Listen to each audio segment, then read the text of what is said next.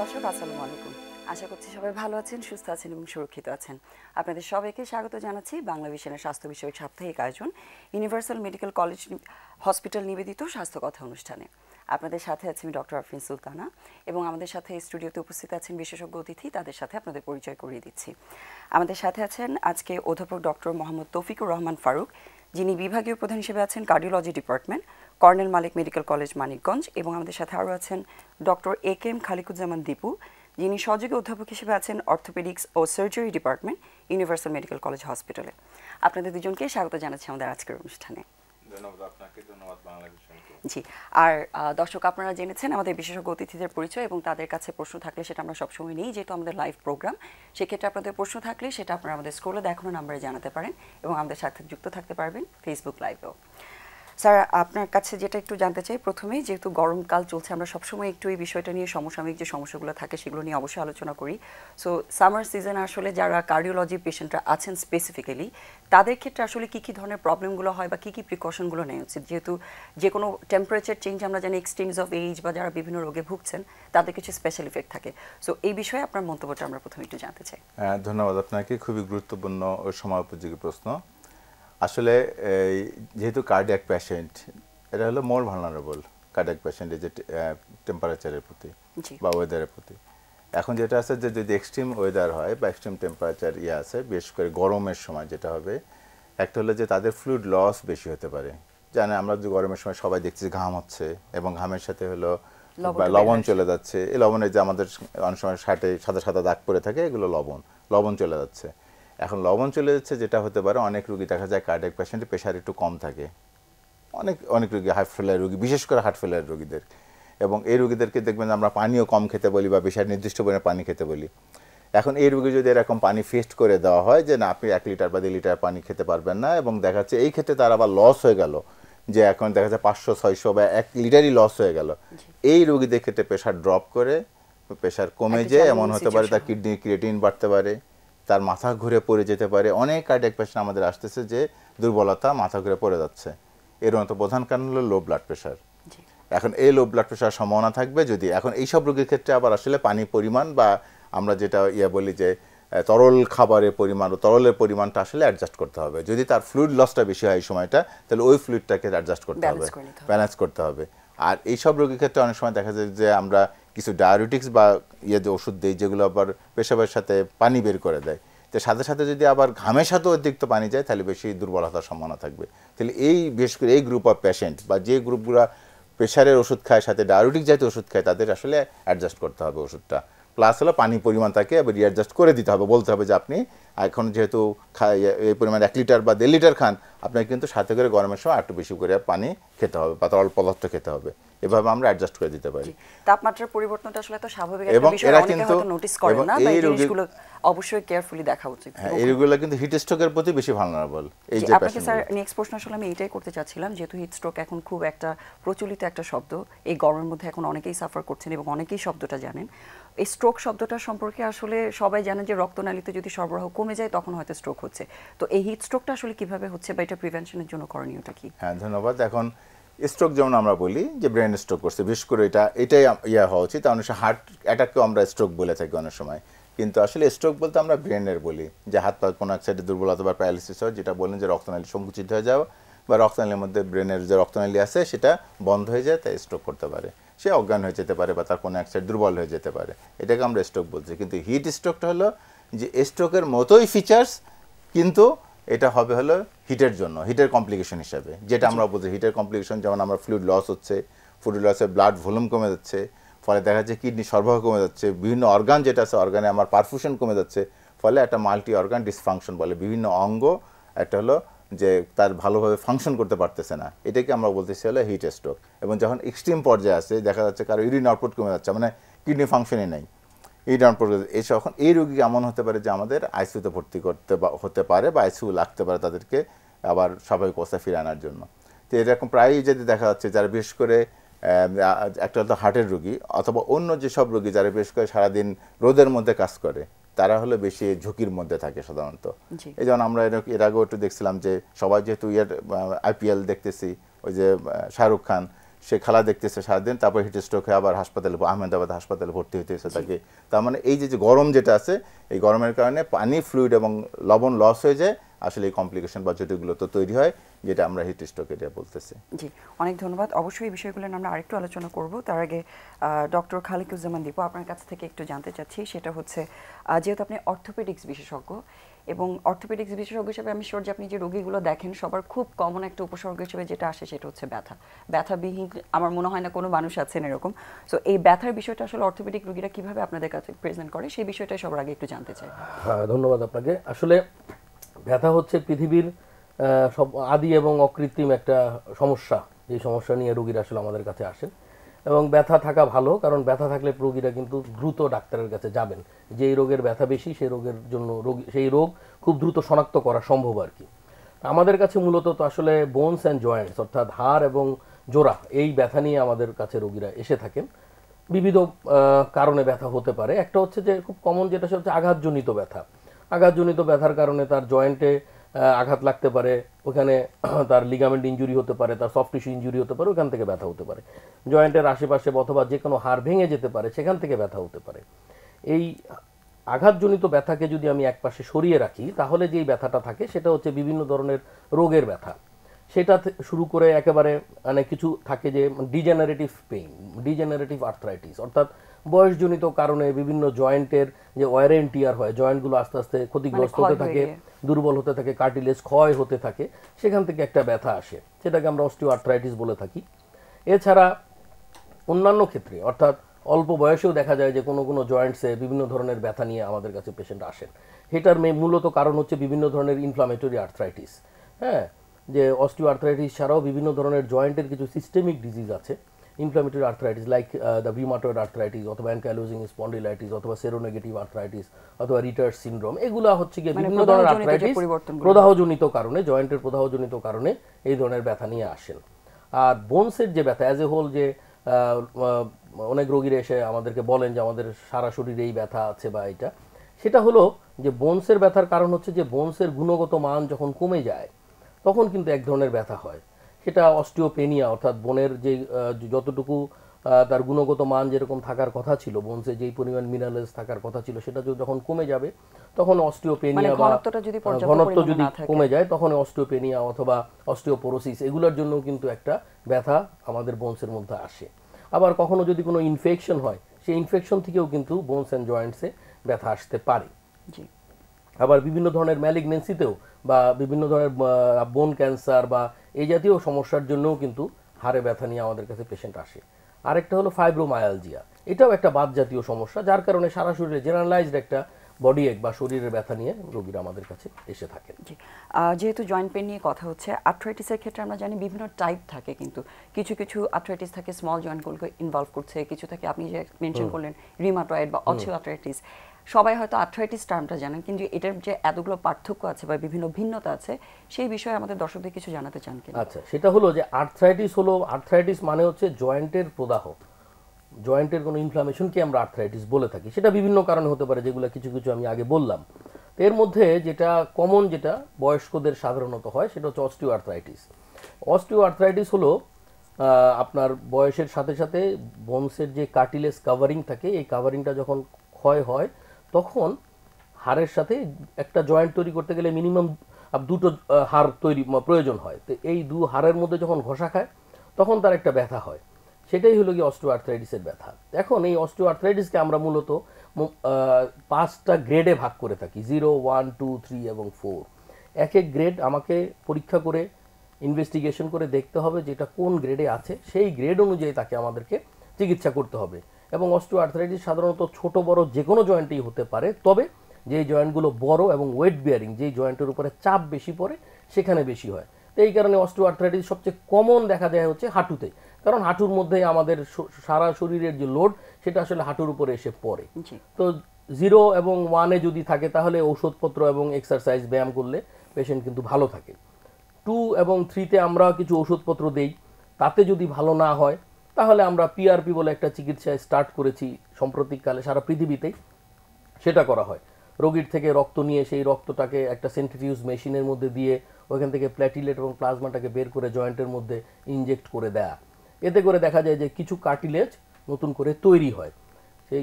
সে আল্লাপাক যে কার্টিলেজ দিয়ে তৈরি করেছে ঠিক সেরকম কার্টিলেজ না হলেও যেটা তৈরি হয় সেটা দিয়ে তার যে সমস্যা, সেই সমস্যার কিছু সমাধান হয়, তার ব্যথার উপশম হয়ে থাকে।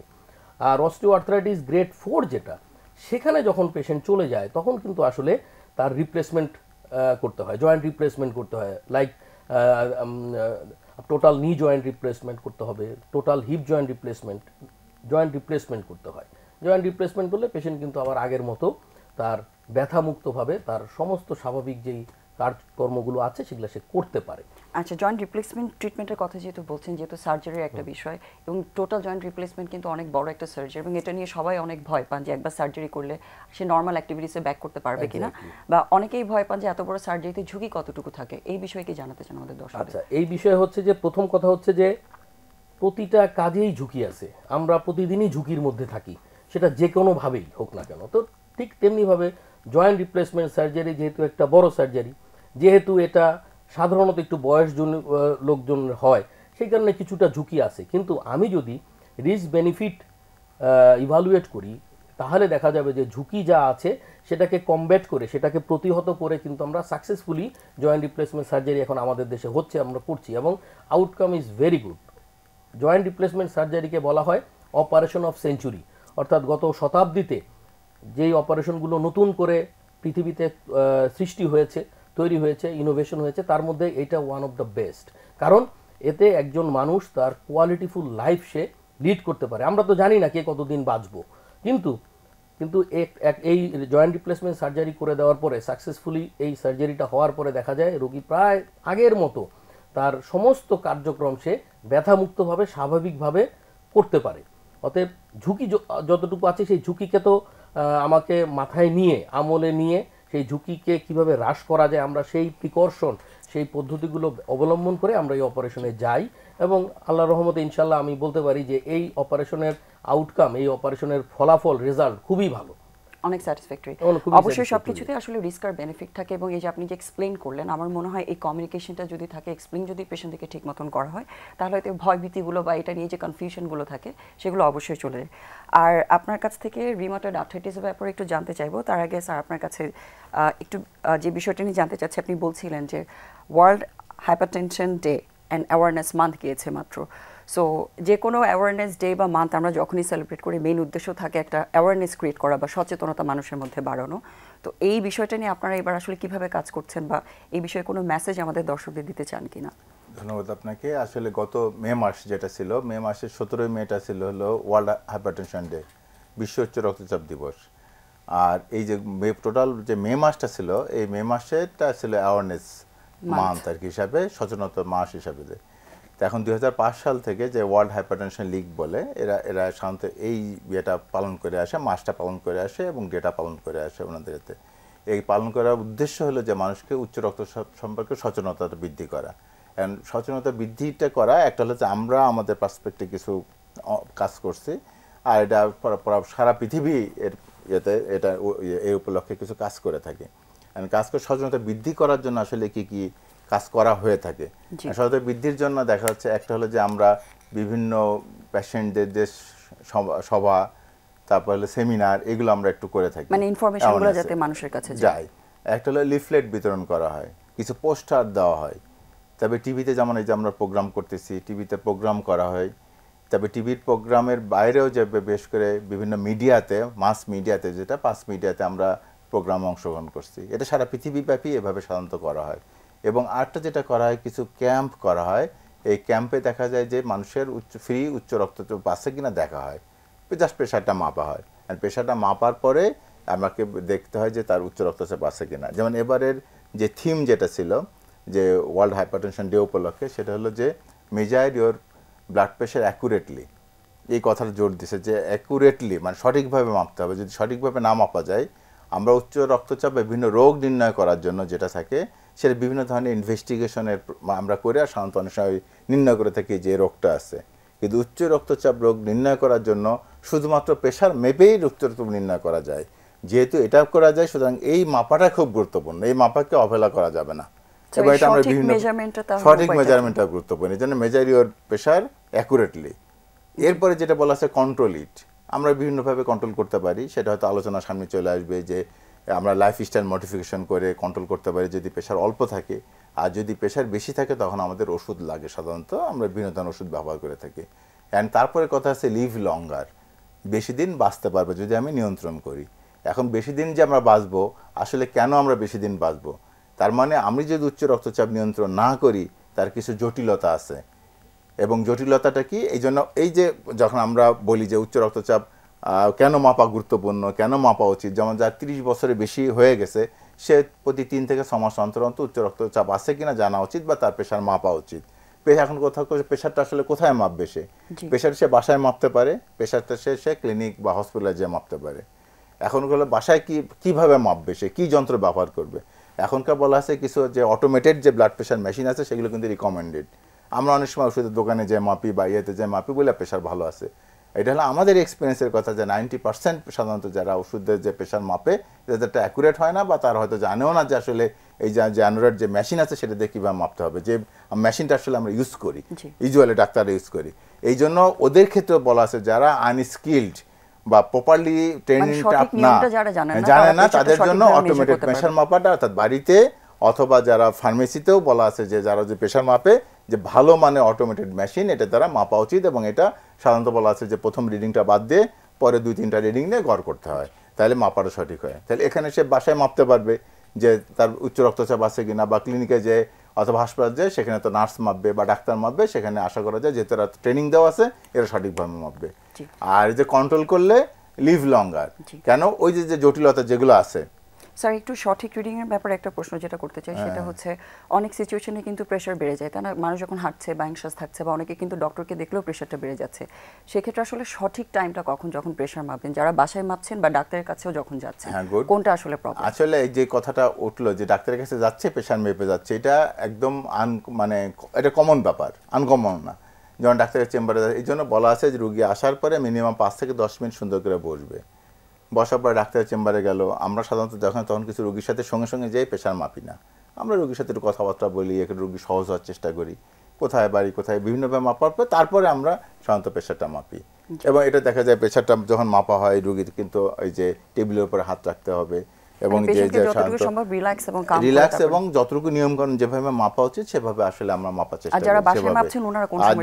যারা বাসায় মাপবে যেটা যে বাসায় মাপলে উনি যে কোনো সময় মাপতে পারবে, কোনো সমস্যা নেই। কিন্তু একটু মোটা হাইটে এসে যে কথাটা বললেন যে উনি একটা এক্সারসাইজ করে আসে হাইটে এসে মাপবে, এরকম না। 5 থেকে 10 মিনিট মিনিমাম সে রেস্ট নিয়ে তারপরে মাপবে এবং বাসায় যে কোনো সময় সে মাপতে পারে, কোনো অসুবিধা মাপবে সেটা লিখে রাখবে। এখন ওই যে যেটা সাজেস্ট করি যে ঘুম থেকে উঠে মাপলে সেটা অনেক সময় সঠিক প্রেশার পাওয়ার একটা সুবিধা থাকে না। জিনিসটাও এইগুলো আবার অনেক কেসে বিয়ের ব্যাপার থাকে, সেটা হলো যে যেমন ঘুমের মধ্যে বা ঘুমের পরপরই যে প্রেশারের রিডিং আছে, এই ঘুমের মধ্যে আমাদের যে স্বাভাবিক প্রেশার আছে বা যে একটা মানুষের যে প্রেশার থাকে সেখান থেকে 10 থেকে 20 মিলিমিটার মার্কের ঘুমের মধ্যে কমার কথা স্বাভাবিক। এটা রেস্ট্রেস চলে যাবে। এইটাও যদি আবার না কমে কারো মানুষের, এটা আমরা অনেক সময় দেখা যায় 24 hours blood pressure monitoring machine দিয়ে আমরা এটা মনিটরিং করি, করার পরে যদি দেখি 10 থেকে 20 মিলিমিটার মার্কের না কমে তখন ধরা হয় এই রোগীর বেশি রিস্ক, তার একটা ইভেন্ট হওয়ার, তার ব্রেন স্ট্রোক হওয়ার বা হার্ট অ্যাটাক হওয়ার রিস্ক বেশি থাকে সেই রোগীদের। তো সুতরাং ওই যে ওই টাইমেই যে আসলে মাপবো তার সেখানে রিডিং আবার ভিন্ন আছে। অর্থাৎ ঘুমের মধ্যে অথবা ঘুম থেকে ওঠার পরে আমাদের প্রেশারটা তখন মেজারমেন্টটা তখন আবার ওই যেটা আমরা বলি 140 বা 90 বলি যে স্বাভাবিক প্রেশার মাপা যে 100 থেকে 140, আমাদের 60 থেকে 90, তখন আবার রিডিংটা কম আছে, তখন আবার 130, 70 এইভাবে রিডিংটা করা আছে। যে তখন এটা আমরা কিভাবে আসলে এটাকে ব্লাড প্রেশার হিসাবে ইয়ে করবো, যে রোগীকে বলবো যে হ্যাঁ আপনার প্রেশার আছে, সেই মানটা আবার নর্মাল মানের চেয়ে একটু কম বা অফিস মেজারমেন্টের চেয়ে একটু কম। আর যেটা হচ্ছে বললেন যে হোয়াইট কোট একটা হাইপারটেনশন, ডাক্তারের কাছে আসলে যে রোগী প্রেশার বেড়ে যায়, সেই প্রেশার বেড়ে যেতে পারে। এই জন্য রোগীদেরকে আমরা অনেক রোগী বলে যে আমি তো বাসায় মাপছি আমার তো প্রেশার নর্মাল, কিন্তু ডাক্তার স্যার আপনার চেম্বারে আসে আপনি তো দেখলেন যে প্রেশার বেশি, এটাকে আমরা হোয়াইট কোট হাইপারটেনশন বলি অনেক সময়। তো সেটার জন্য আমরা কি করি যে বাসায় যে মাপা যেটা আছে বাসায় মাপাকে আমরা এনকারেজ করি, সেটা লিখে আনতে বলি। সাথে সাথে আমরা ওই যে 24 আওয়ার্স ব্লাড প্রেশার মনিটরিং যেটা আছে ওই মনিটরিং মেশিন লাগাই দিয়ে সেটা দিয়ে আমরা কিন্তু কনফার্ম করি যে আসলে পেশেন্টের বাসা থেকে আসলে কম থাকে না, বাসায় আসলে মাপাটাও ভুল হচ্ছে, সেটাও কিন্তু আমরা কনফার্ম করি। আসলে এই তথ্যগুলোই সাধারণ মানুষের জানাটা খুব বেশি ইম্পর্টেন্ট, কারণ অনেকেই ফার্মেসিতে গিয়ে যেটা আপনি বললেন একটা প্রেশার মেপে হয়তো আন্দাজে একটা ওষুধ শুরু করে দিচ্ছে, যেটা আলটিমেটলি রোগীর জন্য খুবই ক্ষতির কারণ হয়ে যায় এবং অনেক ক্ষেত্রে যেটা আছে রোগীরা অবশ্য বলে স্যার আমি যে দেখছি যখন আমার ঘাড় ব্যথা করে তখন যে আমি প্রেশার মাপে তখন বলে আপনার হাই প্রেশার, আবার যখন স্বাভাবিক অবস্থা আসে পাশে দুর্বল লাগে তখন যে বলি যে কি আছে, বলে লো প্রেশার। কিন্তু আবার অন্য জায়গায় একটা জায়গায় দেখে এক ধরনের রিডিং আসে। কিন্তু সুতরাং ওই যে সিম্পটম আসলে যে যদি আসলে মাপা যদি না জানি ম্যাটার, তখন ওইটা ওই রোগীকে ওই সিম্পটম হিসাবে বলে দেয় যে হ্যাঁ আপনার এখন বেশি, আপনার আসলে কম। জি, অনেক ধন্যবাদ সুন্দর করে গুছিয়ে বলার জন্য। এটাই বলছিলাম যে আমাদের সাধারণ মানুষদের আসলে এই তথ্যগুলো বোঝাটা অনেক ইম্পর্টেন্ট, যে এর কতটুকু ইম্প্যাক্ট ফেলে এটা ট্রিটমেন্টে। আমরা এখন একটা ছোট্ট বিরতিতে যাচ্ছি। দর্শক, ইউনিভার্সাল মেডিকেল কলেজ হসপিটাল স্বাস্থ্য কথা অনুষ্ঠান থেকে ততক্ষণ পর্যন্ত আমাদের সাথেই থাকুন।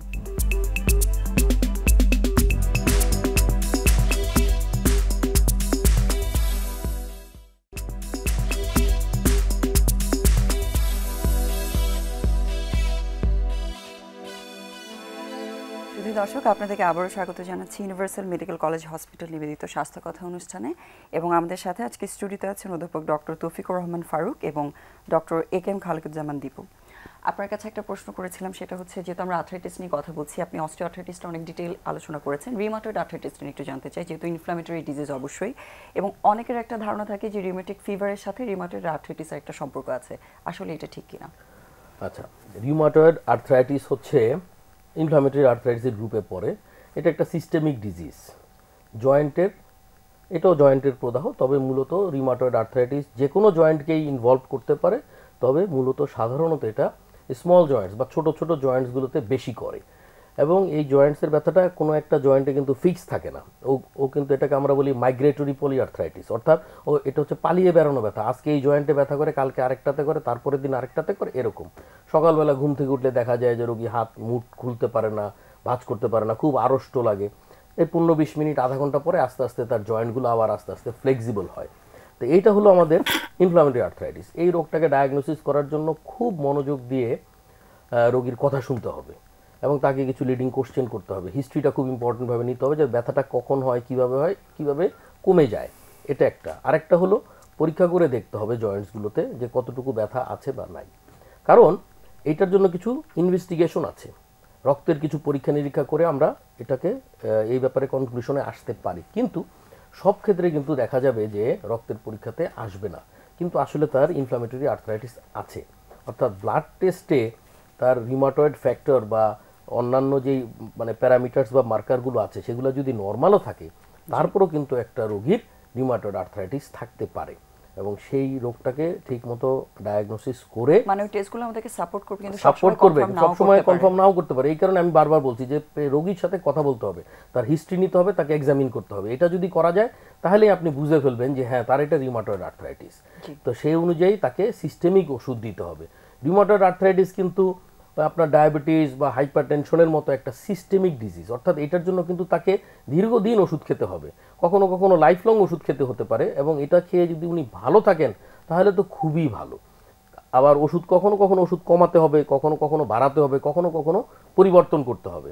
এবং একটা পর্যায়ে যদি এই রোগটাকে আমরা কন্ট্রোল করতে ঠিক মতো না ব্যর্থ হই, আমরা যদি না পারি, তাহলে কিন্তু জয়েন্ট ক্ষতিগ্রস্ত হবে, জয়েন্ট ডিস্ট্রাকশন হবে। এই রিউমাটয়েড আর্থ্রাইটিসেও কিন্তু আপনার যে কোনো জয়েন্ট ইনভলভ হতে পারে, ক্ষতিগ্রস্ত হতে পারে। এবং রিউমাটয়েড আর্থ্রাইটিসে যখন কোনো জয়েন্ট ক্ষতিগ্রস্ত হবে, তখনও কিন্তু আলটিমেটলি যখন জয়েন্ট ক্ষতিগ্রস্ত হয়ে যাবে, তখন কিন্তু আলটিমেটলি চিকিৎসা ওই রিপ্লেসমেন্ট, ওইখানে আমাদেরকে যেতে হবে। তাহলে এক্ষেত্রে প্রিভেনশনের ক্ষেত্রে আসলে ফিজিওথেরাপির কোনো রোল আছে কিনা? ফিজিওথেরাপির রোল আছে। ফিজিওথেরাপির রোল হচ্ছে যে তাকে অ্যাক্টিভ থাকতে হবে, এক্সারসাইজ করতে হবে। রিউমাটয়েড আর্থ্রাইটিসের ক্ষেত্রে এক্সারসাইজ ইজ ভেরি ইম্পর্টেন্ট। যে কোনো আর্থ্রাইটিসের ক্ষেত্রেই কিন্তু ব্যায়াম বা এক্সারসাইজের খুব বড় একটা ভূমিকা আছে, রিউমাটয়েডে তো অবশ্যই আছে। হ্যাঁ, আপনার নিয়মিত সঠিকভাবে লাইফস্টাইল মেনটেন করতে হবে, ব্যায়াম করতে হবে, খাদ্যাভ্যাস নিয়ন্ত্রণ করতে হবে, অ্যাক্টিভ থাকতে হবে, কুসুম গরম পানি ব্যবহার করতে হবে গোসলের সময় বা অন্যান্য ক্ষেত্রে, সরাসরি ঠান্ডাটা অ্যাভয়েড করতে হবে। এগুলো যদি করা যায় তাহলে কিন্তু রিউমাটয়েড আর্থ্রাইটিসের পেশেন্ট ভালো থাকে। সমস্যাটা হলে এই রিউমাটয়েড আর্থ্রাইটিস যদি আমরা সঠিকভাবে এটাকে যদি আমরা কন্ট্রোল করতে না পারি, তাহলে একটা হচ্ছে জয়েন্ট ডিস্ট্রাকশন হবে, আরেকটা হচ্ছে জয়েন্ট কিন্তু জয়েন্টের আকৃতির কিন্তু পরিবর্তন হয়ে যাবে, বিকৃতি হবে জয়েন্টের মধ্যে। হ্যাঁ, আমরা বলি ডিফর্মিটি, সেটা কিন্তু হবে। অতএব এই ব্যাপারে নজর দিতে হবে। আরেকটা কথা আপনি বলেছিলেন যে রিউমাটিক ফিভার এবং রিউমাটয়েড আর্থ্রাইটিস, এটা একটা মারাত্মক ধরনের ব্যাপার। যেটা হচ্ছে অদ্ভুত ব্যাপার যে রিউম্যাটিক ফিভার যারা, সেই চিকিৎসা করবেন কিন্তু আমাদের কার্ডিওলজিস্ট এই যে স্যাররা আছেন ওনারা। আর রিউমাটয়েড আর্থ্রাইটিসের চিকিৎসা হয়তো বা আমরা করব, কারণ রিউমেটিক ফিভার থেকে কিন্তু পরবর্তীতে ভালভুলার হার্ট ডিজিজ হয়, হার্টের ভালভে একটা প্রবলেম হওয়ার সম্ভাবনা থাকে। অতএব এই কারণেই দুইটা কিন্তু সম্পূর্ণ আলাদা জিনিস। রিউমাটিক ফিভার, রিউমাটয়েড আর্থ্রাইটিস সম্পূর্ণ আলাদা রোগ। টার্ম কাছাকাছির জন্য আমাদের অনেকের ভিতরে একটা ভুল ধারণা আছে। অনেক রোগীরা আমাদের কাছে এসে বলে, স্যার ছোটবেলা আমার কিন্তু রিউমেটিক ফিভার ছিল, এখন তার ব্যথা দেখে সে বলতেছে ওইটার থেকে এটা। তো ওইটার সিকুয়েলি কিন্তু এটা নয়। এটা আমাদের কাছে আসলে আমরা কিন্তু এটা তাদেরকে মোটামুটি ব্যাখ্যা দিয়ে বুঝিয়ে দিই এবং বলি যে আপনার রিউমেটিক ফিভার যদি ছোটবেলা থাকে, আপনি পরবর্তীতে অবশ্যই একজন কার্ডিওলজিস্ট বা হৃদরোগ বিশেষজ্ঞের সাথে পরামর্শ করে নেবেন। বাত ব্যথা যে সবসময় সম্পর্কিত ব্যাপার, আলাদা ব্যাপার। আর যেহেতু এক্সারসাইজের ব্যাপারটা এসেছে, যেহেতু জয়েন্ট পেইন থাকলে যে কেউ এক্সারসাইজটা একটু অ্যাভয়েড করতে চেষ্টা করেন বা হয়তো কমফোর্টেবল ফিল করেন না, সেক্ষেত্রে আসলে এক্সারসাইজটা কিভাবে করা উচিত এবং ভিটামিন ডি এর রোল কতটুকু বোন হেলথটাকে মেনটেন করার জন্য বা জয়েন্ট হেলথের জন্য? ভিটামিন ডি এর প্রথম কথা হচ্ছে এক্সারসাইজ হচ্ছে কি বিভিন্ন ধরনের এক্সারসাইজ আছে না। আমরা হয়তো বা শুরু থেকে একটু হালকা এক্সারসাইজ দিয়ে শুরু করে আস্তে আস্তে একটু ভারী এক্সারসাইজের দিকে আমরা যাব। রিউমাটয়েড আর্থ্রাইটিসের ক্ষেত্রে আমরা সাধারণত বলি এমন ধরনের এক্সারসাইজ আমরা তাদেরকে প্রেফার করি যাতে করে মোটামুটি সারা শরীরের যে বিভিন্ন ধরনের মুভমেন্ট যেন হয়। এর মধ্যে সবচেয়ে সহজ হচ্ছে হাঁটা, এবং হাঁটা দিয়ে আপনি শুধু রিউমাটয়েড আর্থ্রাইটিস না, আপনি অস্টিওপোরোসিসকেও প্রিভেন্ট করে ফেলতে পারেন শুধুমাত্র হাঁটা দিয়ে। ওয়েট বিয়ারিং এক্সারসাইজ আপনার যে পারে, শারীরিক সক্ষমতা যার আছে, সে স্কিপিং করতে পারে, মানে দড়ি লাফ খেলা যেটা, ওটা কিন্তু করতে পারে। ওটা করলেও কিন্তু খুব ভালো এক্সারসাইজ হয়। কেউ আপনার যদি সুযোগ থাকে তাহলে সুইমিং করতে পারে, সাঁতার কাটতে পারে, অত্যন্ত চমৎকার এক্সারসাইজ। সাইক্লিং করতে পারে, খুব ভালো এক্সারসাইজ। অর্থাৎ জয়েন্টের মোবিলিটিকে আপনাকে বাড়াতে হবে গ্র্যাজুয়ালি। এটা হলো গিয়ে তার ডেইলি অ্যাক্টিভিটিসের মধ্যেই সেই কাজগুলো কিন্তু করতে পারে। সম্ভব আপনি গাড়িতে না যে আপনি সাইকেল চালায় যান না, যে সাইকেল চালাতে পারে সে সাইকেল চালায় অফিস করতে পারে, তো অসুবিধা নেই যদি সম্ভব হয়। অতএব এবং ভিটামিন ডি এর ব্যাপারটা হলো যে vitamin D as a whole সারা শরীরের জন্য একটা ইমিউন বুস্টার, ইমিউনিটিকে সে বাড়ায়। বিভিন্ন ধরনের রোগ প্রতিরোধ ক্ষমতা ভিটামিন ডি খেলে কিন্তু বাড়ে। এবং যেহেতু ভিটামিন ডি আমাদের এই সাবকন্টিনেন্টে এক অদ্ভুত ব্যাপার, সাবকন্টিনেন্টে দেখা গেছে যে ভিটামিন ডির পরিমাণ কিন্তু অ্যাজ এ নর্মালি খুব কম থাকে, দেখা যায় আমরা টেস্ট করলেই কম পাই। তো এটার জন্য ভিটামিন ডি সাপ্লিমেন্ট যা নেওয়া দরকার উনি ভিটামিন ডি সাপ্লিমেন্ট নেবেন। ভিটামিন ডি না থাকলে আপনার ক্যালসিয়াম, আপনি যেই ফর্মেই ক্যালসিয়াম খান না কেন ওইটা অ্যাবজর্পশন হয় না, যার ফলে ক্যালসিয়ামটা কাজে লাগছে না। ওইটাকে কাজে লাগানোর জন্য ভিটামিন ডি দরকার। আর as a whole vitamin D একটা খুবই ভালো ইমিউন বুস্টার, ও শরীরের ইমিউনিটি, রোগ প্রতিরোধ ক্ষমতাকে সে বাড়ায়। তো এই কারণে ভিটামিন ডিটা এই ক্ষেত্রে খুব ইম্পর্টেন্ট। যেহেতু খুব ইম্পর্টেন্ট পোরশন ক্যালসিয়াম, সেটা ভিটামিন ডি ছাড়া যেটা অ্যাবজর্ব হচ্ছে না, এই কারণে এটার জন্য খুব দরকার। জি অবশ্যই। আমাদের সাথে একজন দর্শক যুক্ত হয়েছেন, ওনার প্রশ্নটা একটু নেই। দর্শক আপনার নাম এবং বয়স বলে প্রশ্নটা জানান। ফোনটা কেটে গেছে, উনি যদি আমাদের সাথে সংযুক্ত হন আবার আমরা ওনার কাছ থেকে প্রশ্নটা নেওয়ার চেষ্টা করব। স্যার, যেহেতু ভিটামিন ডি নিয়ে কথা আসছে, অবভিয়াসলি যেটা পুরো হেলথকে ইফেক্ট করছে, হার্ট হেলথের উপর ভিটামিন ডি এর কোনো ইফেক্ট আছে কিনা, বা এটা মেনটেন করার জন্য আসলে কি করা উচিত? ভিটামিন ডিটাকে আমরা শরীরে কিভাবে প্রপারলি মেনটেন করতে পারি? আচ্ছা, গুড। ভিটামিন ডি আসলে এখন মেইন সোর্স কোনটা? এটা আমাদের মেইন সোর্স হলো আসলে সূর্যালোক। এই জন্য দেখা যাচ্ছে যে যেটা আমাদের খালুকজন ভাই বললেন, যেটা আসলে এই ভিটামিন ডি আমরা অনেক কম পাই। কিন্তু একটা সারপ্রাইজিং একটা জিনিস হলো, যেসব মহিলা আমি দেখছি গ্রাম থেকে আসে বা যারা গ্রামে কাজ করে, কৃষক, তাদের দেখে ভিটামিন ডি আবার অনেক ভালো থাকে আর কি। তার মানে এই যে সান এক্সপোজার, এটা খুব গুরুত্বপূর্ণ জিনিস। এই জন্য আমি সাধারণত রুগীদেরকে যেটা বলি যে ভিটামিন ডি এর জন্য আপনারা বারান্দায় বা ইয়েতে কিছু সময়, যেমন আমরা মেয়েরা কাটাকুটি করে অথবা পেপার পরে ছেলেরা চা খায়, কফি খায়, সেটা ছাদে বসে খেতে পারে, বা ছাদে হয়তো রোদের দিকে পিঠ দিয়ে সেটা বসে খেতে পারে, তাহলে ভিটামিন ডি তৈরি হবে। এটা হলো ভিটামিন ডি মেন সোর্স। এছাড়া দেখা যাচ্ছে যে খাবার দাবার যেটা আছে, যেসব খাবারের মধ্যে ভিটামিন ডি থাকে, যেমন সামুদ্রিক মাছ, তারপরে সবচেয়ে হলো যে মিল্ক, ডেইরি প্রোডাক্ট বলি আর কি আমরা, যেগুলো আমাদের দুধ বা দুধ থেকে তৈরি খাবার যেগুলো আছে, সেগুলোতে ভিটামিন ডি থাকে, সেগুলো খাওয়া যেতে পারে। আরটা যে সাপ্লিমেন্টেশনের কথা আসলো, যে ভিটামিন ডি ক্যাপসুল পাওয়া যায় বিভিন্ন ফর্মে, ইনজেকশন ফর্মে বা ওরাল ফর্মে পাওয়া যায়। এই ভিটামিন ডি কোনোটা খেতে হয় ডেইলি, কোনোটা খাওয়া যায় সপ্তাহে বা 2 সপ্তাহে, এরকম খাওয়া যেতে পারে। এই সাপ্লিমেন্টগুলো টেস্ট ছাড়া খাওয়া আসলে উচিত কিনা? যেহেতু করোনার সময়টা এটা বিষয়ে জেনে অনেকেই কিন্তু এখন নিয়মিতভাবে হয়তো ভিটামিন ডি খাচ্ছেন, এটারও কিন্তু একটা টক্সিক ইফেক্ট আছে। একটা ব্যাপারে যে ভিটামিন ডি হাইপারভিটামিনোসিস হয়, টক্সিসিটি তৈরি করে। এখন কিন্তু আমাদের যেটা অবজারভেশন আমি দেখছি, কেউ যদি মনে করি ভিটামিন ডি মেজারমেন্টটা 3000 টাকা লাগে, প্রায় 12000 টাকা লাগে কম ইয়েতে। কিন্তু কেউ যদি এরকম বলে যে ওরা ঢাকা শহরে থাকে এবং সে ভিটামিন ডি খেতে চাই, ধরেই নেওয়া হয় আসলে তার ভিটামিন ডি কম থাকবে। এবং সে যদি মনে করে যে না আমি পরীক্ষা ছাড়াও খেতে পারি, তাহলে আমার মনে হয় সে শুরু করতে পারে, কিন্তু 6 মাস বা 3 মাস খাওয়ার পরে সে তার একটা আসলে দেখা উচিত যে ভিটামিন ডি আসলে তার কত আছে, কেন আজীবনভাবে বা এরকম ব্লাইন্ডলি আসলে খাওয়া মানে ক্যালসিয়াম ট্যাবলেটের মতো নিয়মিত যাতে খেতে না থাকে আর কি, সে খাবে। জি স্যার, যেহেতু হাইপারটেনশনের বিষয়টা নিয়ে আমাদের কথা হচ্ছিল, আপনি ট্রিটমেন্টের ব্যাপারটা একটু বলতে চাচ্ছিলেন। হাইপারটেনশনের ট্রিটমেন্টের কি মডার্ন মডালিটিসগুলো আছে সেটা একটু জানতে চাই। হ্যাঁ, ধন্যবাদ। এখন যেটা শুরু করছেন যে হাইপারটেনশনকে সাইলেন্ট কিলার বলে, নীরব ঘাতক। এখন নীরব ঘাতক কেন বলা হয়, এবং ওই যেটা বলছিলাম আমরা যে live longer, control it and live longer, বেশি দিন বাঁচা যাবে। অ্যান্ড বেশি দিন কীভাবে বাঁচবো সেটা হলো কন্ট্রোল করে। কন্ট্রোল কীভাবে করবে, একটা হলো ফার্মোলজিক্যাল অ্যাপ্রোচ, মানে ওষুধ খেয়ে, আর একটা হলো যে ওষুধ ছাড়াও ওষুধের বাইরে লাইফস্টাইল মডিফিকেশন করে। এখন লাইফস্টাইল মডিফিকেশন করে আমরা সাধারণত বলা আছে কীভাবে, অনেক সময় আমাদের একবার কথা ওঠে যে প্রেশার একবার হলে, ডায়াবেটিস একবার হলে জীবনে ভালো হয় না। এই কনসেপশন এখন আর ঠিক না। এই কনসেপশন এখন যদি আপনার প্রেশার অল্প বাড়ে বা মাইল্ড হাইপারটেনশন আমরা বলি, অথবা ডায়াবেটিসের ক্ষেত্রে যদি অল্প ডায়াবেটিস থাকে, এবং সেক্ষেত্রে যদি আপনার ওজন বেশি থাকে, আপনি যদি ওজন নিয়ন্ত্রণ করেন বা আপনি নিয়মিত এক্সারসাইজ করেন, আপনি নিজেকে অ্যাক্টিভ থাকেন। এখন এক্সারসাইজের থেকেও এই কথাটা বারবার করে বলা হচ্ছে অ্যাক্টিভ থাকা। অ্যাক্টিভ থাকা মানে থ্রু আউট দ্য ডে। আপনি যখন সকালবেলা 1 ঘন্টা হাইটে আসলেন, এবার সারাদিন আপনি বসে বসে টিভি গেমস খেললেন, এটাকে এখন অ্যাডভোকেট করে না। এখন বলা হচ্ছে আপনি সারাদিনই কিছু না কিছু অ্যাক্টিভ থাকবেন, সারাদিন কিছু না কাজ করবেন।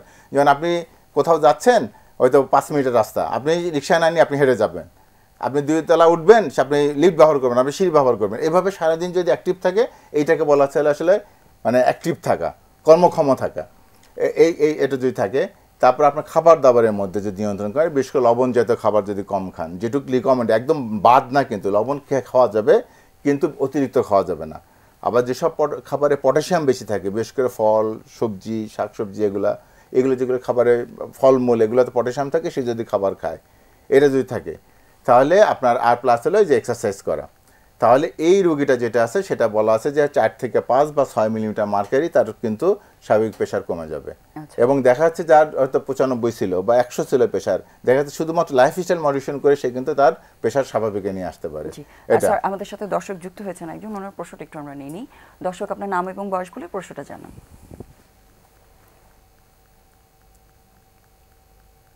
দর্শক, আপনি কি আমাকে শুনতে পাচ্ছেন? জি জি, শুনতে পাচ্ছি। জি জি, আমার নাম ফয়েজ, আমি মিরপুর থেকে বলছিলাম। জি বলুন, আপনার প্রশ্নটা বলুন। জি, আমি একটা বিষয় নিয়ে খুব জানতে চাচ্ছিলাম। এটা গত বেশ কয়েকদিন ধরে আমি ফেস করতেছি, অলমোস্ট 6 মাসের মতো। সেটা হচ্ছে বয়সটাও তো একদম কম হয়নি, 49+40। তো রাতে ঘুমানোর সময় এই প্রবলেমটা ফেস করছি। আমার হচ্ছে হাঁটুর নিচে মাংসপেশিতে হাই কাপ কাপ যেটাকে বলে, ওই অংশটাতে, এবং হচ্ছে পায়ের তলাতে ব্যথা হয় এবং হচ্ছে জ্বালা পোড়া করে। জি, আপনাকে ডক্টর শুনতে পাচ্ছেন। আপনার কি কোনো প্রশ্ন আছে দর্শকের কাছে? আপনার কোমরে কোনো ব্যথা আছে? না না, কোমরে কোনো ব্যথা নেই। আপনার বয়স বললেন 40?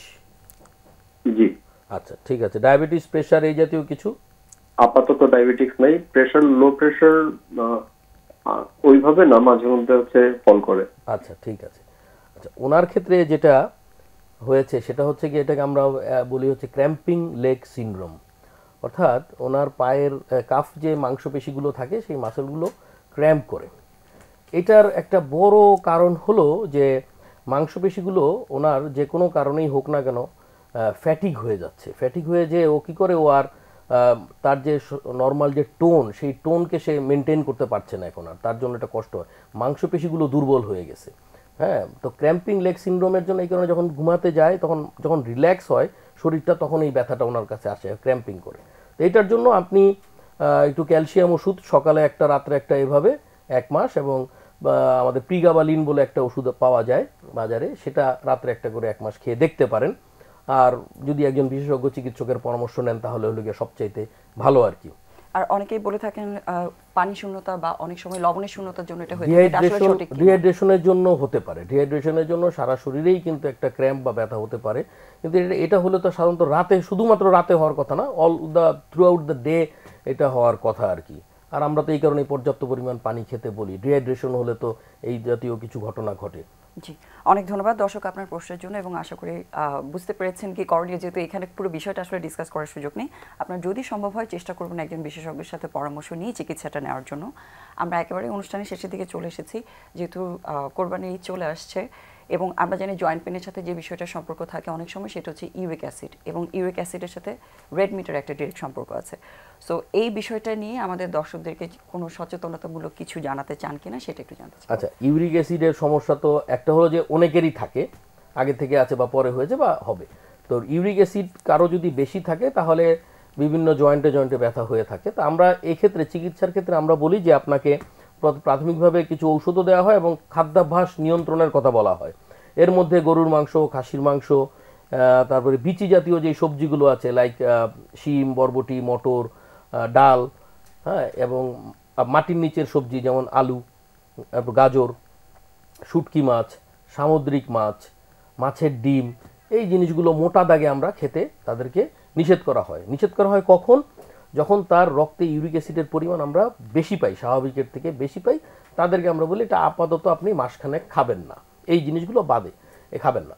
আর যাদের ইউরিক অ্যাসিড বাড়ার একটা টেন্ডেন্সি থাকে বা হিস্ট্রিতে ছিল, তাদের আমরা বলি যে আপনারা খাবেন কিন্তু নিয়ন্ত্রণের সাথে, কম খাবেন। আপনার একসাথে 10 টুকরা গরুর মাংস, খাসির মাংস খাওয়ার দরকার নেই, আপনি 1 টুকরা খান। এইভাবে তাকে যার নিয়ন্ত্রণে আছে কিন্তু হিস্ট্রি ছিল, তার ক্ষেত্রে বলি এইভাবে আপনি আপনাকে মেনটেন করেন। কারণ ইউরিক অ্যাসিড যদি দীর্ঘদিন বেশি থাকে তাহলে কিন্তু এটার একটা ইফেক্ট আপনার কিডনির মধ্যে পড়ে যায়। তো সো দ্যাট এই জিনিসটা আবার কিডনির সমস্যা থাকলে ইউরিক অ্যাসিড বাড়ে, মানে এটা কিন্তু একটা ভাইস ভার্সার মতো ব্যাপার। সো এই ব্যাপারে ইউরিক অ্যাসিড অবশ্যই সচেতন থাকতে হবে। যার হিস্ট্রি আছে সে কম খাবেন, যার বেশি আছে উনি একটু স্যাক্রিফাইস করবেন, আর যিনি স্বাভাবিক উনি খাবেন। জি, নিয়ন্ত্রণে থাকাই তো সবচেয়ে ভালো। অবশ্যই। আর স্যার আপনার কাছেও সেম প্রশ্ন, যেহেতু হার্টের রোগীদের বা প্রেশার রোগীদেরও অবশ্যই এই মাংসের সাথে, এই ইনটেকের সাথে একটা প্রভাব থাকে, আপনার কি অ্যাডভাইস থাকবে ছোট করে যদি একটু আমাদের দর্শকদের বলতেন? আচ্ছা, একটা খুব কমন প্রচলন আছে যে রোগীরা এসে জিজ্ঞেস করে স্যার সামনে কোরবানির ঈদ মাংস খেতে পারবো কিনা। আমাদের কার্ডিয়াক পেশেন্ট বা যারা হাইপারটেনসিভ পেশেন্ট আছে তারা জিজ্ঞেস করেন। আবার অনেকে বলে স্যার গরু মাংস খেলে তো ধাপধাপ করে প্রেশার বেড়ে যায়। আসলে গরু মাংস কখনো প্রেশার বাড়ায় না। এখন অনেক সময় বলে স্যার কিন্তু আমার তো বাড়ে। তা আমরা বলি আপনার যদি মনের মধ্যে আসলে যদি থাকে যেটা খেলে বাড়বে তাহলে আপনার প্রেশার বাড়বে। আমি অনেক সময় রোগীদের হয়তো কাউন্সিলিংয়ের জন্য বাসাতে বলি যে বোনের বাগে খায় না মনের বাগে খায়, কারণ আপনি এরকম হয়ে যাবে। কিন্তু প্রেশারের সাথে ওই যে আপনার সঙ্গে সঙ্গে আমি যে গরু মাংস খাবো প্রেশার বাড়বে সাথে সম্পর্ক। দীর্ঘমেয়াদী হয়তো আপনি পরিমাণ বেশি খান এবং দীর্ঘমেয়াদী খাচ্ছেন একদম অনেক দিন ধরে, 2, 3, 4, 5, 6 বছর ধরে খাচ্ছেন, তাহলে আস্তে আস্তে হয়তো রক্তের কোলেস্ট্রল বেড়ে তারপর রক্ত চাওয়ার পরে আপনার হয়তো প্রেশার বাড়তে পারে। সেই জন্য যেটা কার্ডিয়াক পেশেন্ট হোক বা এই পেশেন্ট সবাই কিন্তু গরু মাংস খেতে পারবে এবং পরিমিত অবশ্যই বললাম যে 2 টুকরা করে খান, কোনো সমস্যা নেই। গরু মাংস, খাসির মাংস কোনো সমস্যা নেই আসলে, কোনো ধরনের যদি কোনো অ্যালার্জি না থাকে কোনো মানুষের। কারণ মানুষ তো খাবার দাবার করে একটা মানে ভালো ইয়ের জন্য, কিন্তু যদি অ্যালার্জিতে কষ্ট পায় সেটা দরকার নেই। কিন্তু যার অ্যালার্জি নাই কিন্তু কার্ডিয়াক কারণে বা তার হলো হার্ট অ্যাটাক হয়েছে বা ব্রেন স্ট্রোক হয়েছে ইভেন, তার জন্য গরু মাংস বা খাসির মাংস বাদ দেওয়ার কথা বলা আছে বা কম খাওয়ার কথা বা একদম না খাওয়ার কথা। না খাওয়া এটাও না, বাদ দেওয়া প্রয়োজন নেই, সে খেতে পারবে কিন্তু পরিমিত কম খেতে পারবে। জি, অবশ্যই। অনেক ধন্যবাদ। আমরা একদমই অনুষ্ঠানের শেষে আপনাদের দুজনকে আবারও ধন্যবাদ জানাচ্ছি। আমাদের সাথে ছিলেন অধ্যাপক ডক্টর তৌফিকুর রহমান এবং doctor A K M Khalequzzaman Dipu, এবং ওনাদের আলোচনা থেকে যেটা আমরা বুঝলাম আসলে যে কোনো রোগের ক্ষেত্রেই সবসময় একটু স্বাভাবিক জিনিসগুলো নিয়ে যেন আমরা একটু সচেতন হয়ে এবং পরিমিতভাবে খাওয়া দাওয়া বলি বা চলাফেরাটাকে মেনটেন করি এবং এক্সারসাইজ করি, সেটা আসলে হেলদি থাকার জন্য আমাদের সবচেয়ে বড় এবং সহজ এবং ভালো উপায়। আশা করছি সবাই ভালো থাকবেন, সুস্থ থাকবেন। দেখা হবে আবারও আগামী সপ্তাহে।